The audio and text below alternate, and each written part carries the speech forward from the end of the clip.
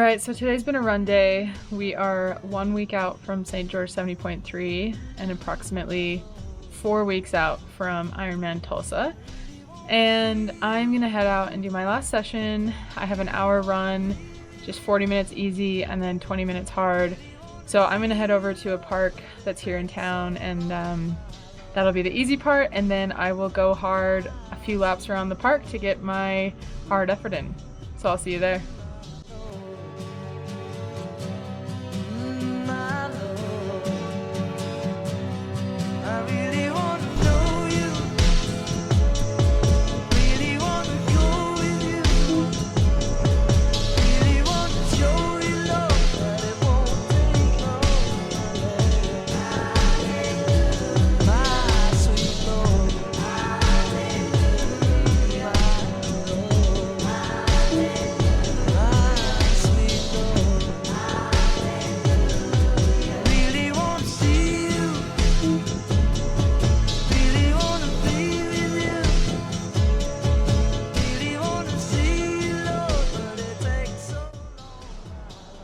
Hi Sky.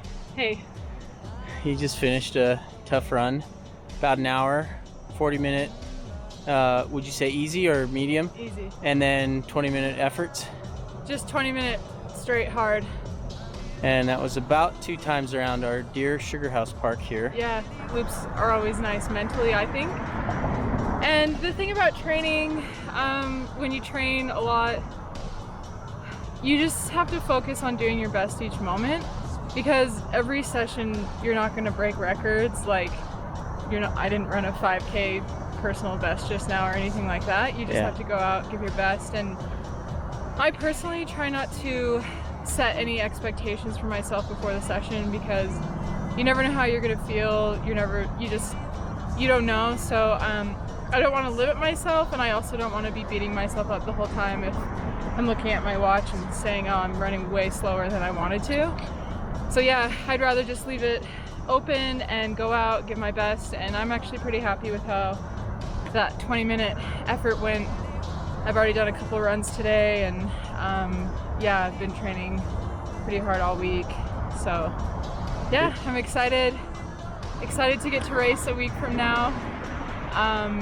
It's nice to have races on the calendar because I just focus on that a lot in training. I mean, obviously I love training, but it's nice to, I guess, visualize or think about how the training helps prepare you for a strong race. Cool. So 3 runs you did today. What were their earlier 2 runs? Earlier I had an easy run in the morning, and then I had a treadmill incline set midday. You mentioned not setting expectation for the workouts. Is that the same for the race? You know, going into St. George, obviously a big race. Do you not set expectation for that as well, or what's your approach? It's interesting because obviously when I say I don't set expectations, that doesn't mean I don't expect a lot out of myself, but I guess it means that I don't necessarily say I'm gonna push these watts, I'm gonna swim this time, I'm gonna run this time. It's all very much, go out there, race the race the women who are out there, and whatever the course and the conditions bring.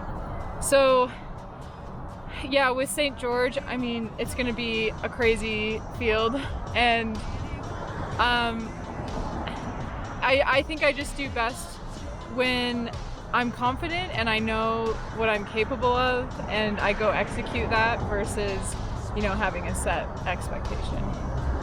A lot of athletes are posting about St. George, and I think some are down there already. You're still in Salt Lake. What's your plan getting down there? And a little bit of a shorter trip compared to some internationals, we'll say, but yeah, I'm pumped to race St. George because we just have to pack the car and drive down.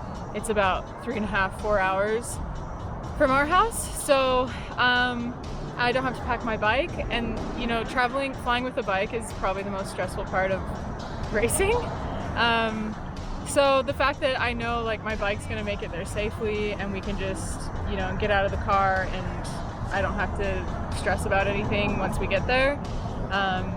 yeah, we're gonna get there on Thursday before the race. That's the plan. Hi, Pat. Hi. Hey there. You just finished Texas, Galveston, Texas 70.3. How did that race turn out for you? Yeah, I guess a quick breakdown. I didn't really give a full breakdown.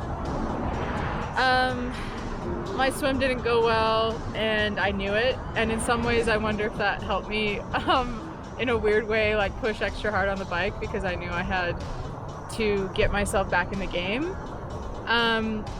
So yeah, I came out of the swim knowing like, if I want to win this, I'm gonna have to really do some work on the bike to get myself back there. But I'm really confident in my bike, and you know, I've been thinking a lot lately about how I want to finish every race feeling like I gave my absolute best, and that I biked and ran and swam to my abilities. Not that I haven't been doing that, but I think it just takes constant effort and reassessment of like the effort you're giving every time you're out there.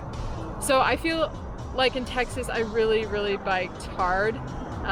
You know, felt the pain, embraced the pain, and really just leaned into that, and it worked out because I was able to bike my way back to, not the very front of the race, but back to a position where I could win the race. And then I got off the bike and I felt great running, and I just knew, you know, I was really confident I'd be able to catch the girls in front of me, and I did, and just focused on moving quick all day because I knew there were good runners behind me and I didn't know how far back they were. So yeah, I just focused on going hard.